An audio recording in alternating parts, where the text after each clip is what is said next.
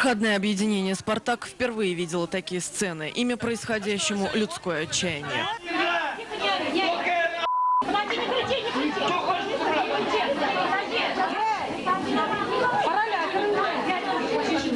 В ноябре молодая работница АО «Круглая сирота», бывшая воспитанница детского дома, не выдержав таких унижений, сошла с ума и покончила с собой. Администрация АО отказалась деньги дать на ее похороны. Требуем только 7-месячную зарплату, которую нам не выдают. А он стоит нахально, улыбается нам в глаза. Директор. Директор объединения господин Ахмедзянов на контакт с нами выходить не желал, параллельно пригрозив рабочим расправой. Девочки, правильно я говорю?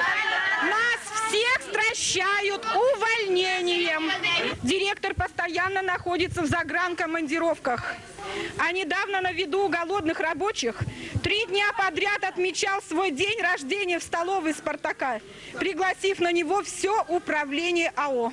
Мы возмущены такой наглостью. Наша съемочная группа так и не смогла попасть к директору. Вопрос остался открытым, а люди остались без копейки в кармане.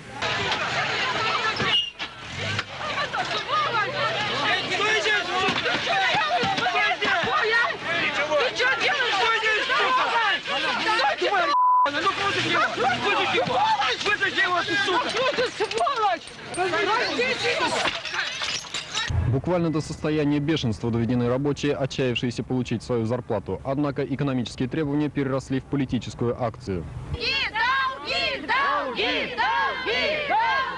Дайте нам оружие! Дайте нам автоматы! Гадов нельзя! Уничтожать да некуда! Сволочи, жулики!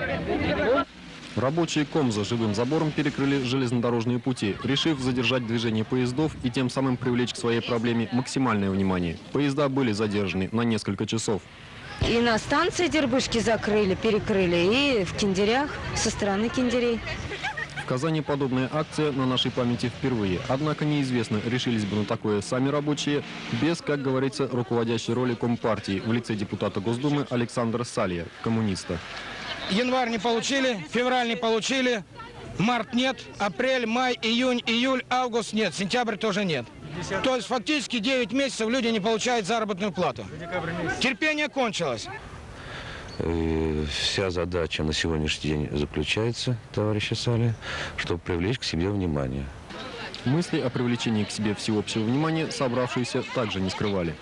Обращение будет отправлено в адрес президента Республики Татарстан, председателю Госсовета Республики Татарстан, председателю Совета министров Республики Татарстан, Министерству Минобороны.